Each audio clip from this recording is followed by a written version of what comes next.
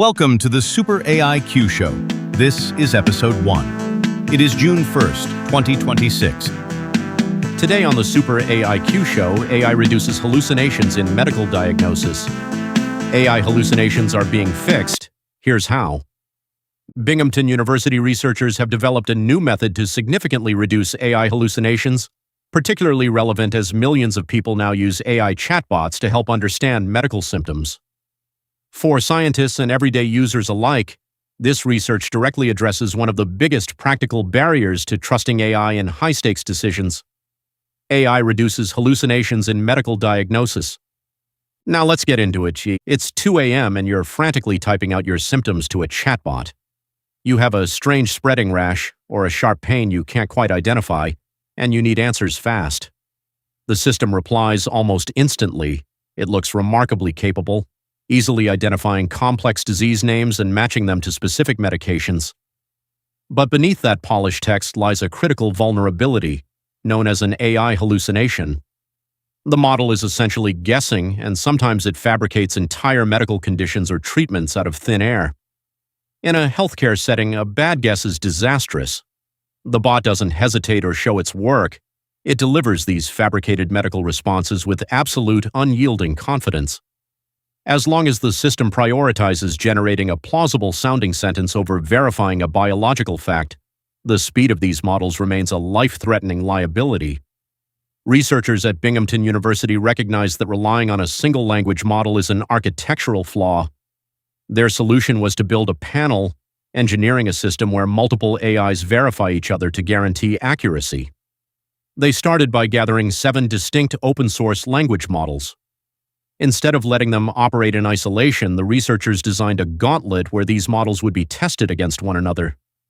They placed a rigid constraint on the models called Retrieval Augmented Generation, or RAG. RAG blocks the model from freely generating text, forcing the AI to route its search through an authoritative medical database to pull verified terminology. By tethering the model to hard-established biological facts before it processes a single word, the system dismantles the model's ability to creatively guess. To prove this architecture worked, the Binghamton team fed the same plain language symptoms into the system over 10,000 distinct times. Each of the 7 isolated models process symptoms independently, tasked with retrieving exact medical terms and ID numbers. Instead of instantly delivering results, the models present findings to a central vote, cross-examining the retrieved data. Looking at this chart, you can see the outcome of that adjudication. Nearly 77% of the final answers were supported by a majority of at least 4 models, while the remainder hit a 2-vote threshold. Across all 10,000 iterations, there were 0 unmatched terms. The protocol produced 0 hallucinations. When artificial intelligence is required to audit its peers against a shared factual database, it stops dealing in mathematical probability and delivers verifiable certainty.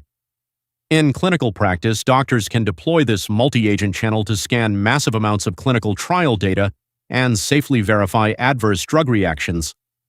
Eliminating the threat of false data provides the reliable input necessary for the next phase of precision medicine, digital twins.